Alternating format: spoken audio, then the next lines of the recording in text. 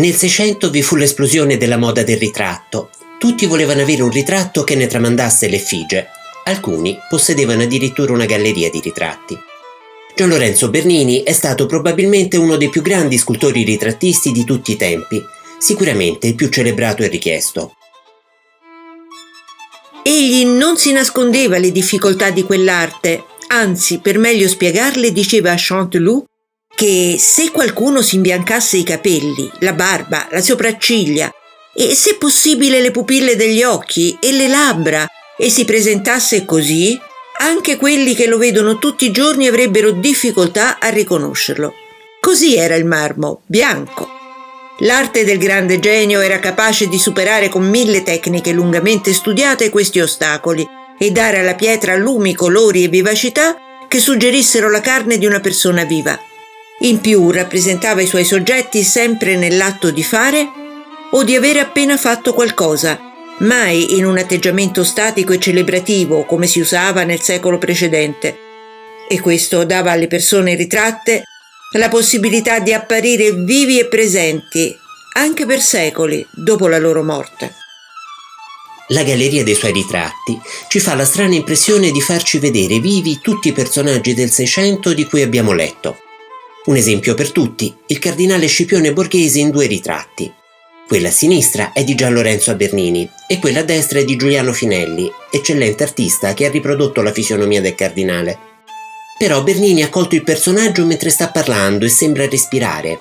Ha immesso vivacità nello sguardo, movimento verso destra del capo leggermente rialzato. La mozzetta, che Spinelli sembra incartare un fisico massiccio, in Bernini cade sciolta, talché quando Fulvio Testi vide il busto di Gian Lorenzo esclamò «Veramente è vivo, espira!». Risultato: il ritratto di Finelli fu pagato 90 ducati, una cifra ragguardevole al tempo, e quello di Bernini 500. E i suoi marmi furono detti marmi vivi, o che respirano, o, con felice espressione di Petrucci, ritratti istantanea, e Wittkow coniò il termine speaking likeness perché sembravano parlare. I busti di Bernini erano richiesti dai più gran personaggi, papi, re e nobili. 2 volte trasse un ritratto da dipinti non potendo vedere la persona ritratta. Sono quelli del cardinale Richelieu e del re d'Inghilterra Carlo I. Quando si recò a Parigi su richiesta del re Luigi XIV, mise mano al busto del re che voleva affermare tutta la sua gloria e la sua maestà di sovrano più potente del mondo. Il ritratto, portato a termine in 2 mesi, fu un successo strepitoso e ci furono file di sudditi di ogni genere accorsi ad ammirarlo. Ma Bernini, andando a Parigi, si era fermato a Torino, dove aveva avuto l'occasione di vedere la Sindone, già venerata dalla sua grande amica, la regina Cristina di Svezia. Probabilmente, mentre faceva il ritratto a quel gran sovrano, nacque in lui l'idea di fare il ritratto impossibile, quello del re dei re.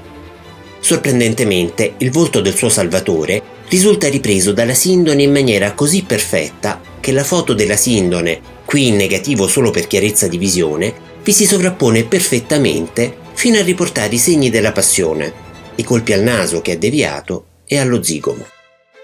Bernini scolpì il busto del Salvatore alla fine della sua vita, per sua devozione, gratuitamente, e, morendo, volle che lo avesse la regina di Svezia, che poi lo lasciò al Papa. Ma il Salvatore, oltre a mostrarci i segni delle sofferenze subite nella passione, ci fa vedere una regalità ben diversa da quella del re più potente del mondo.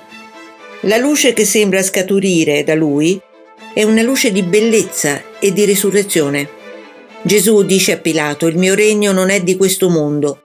E in effetti la bellezza del più bello dei figli d'uomo parla di un regno di luce, di amore, di speranza, di gioia, di vita. Il busto del Re Sole parla di potenza, di forza, di maestà, ma anche di un re che poteva essere totalitario e spietato e che voleva incutere timore.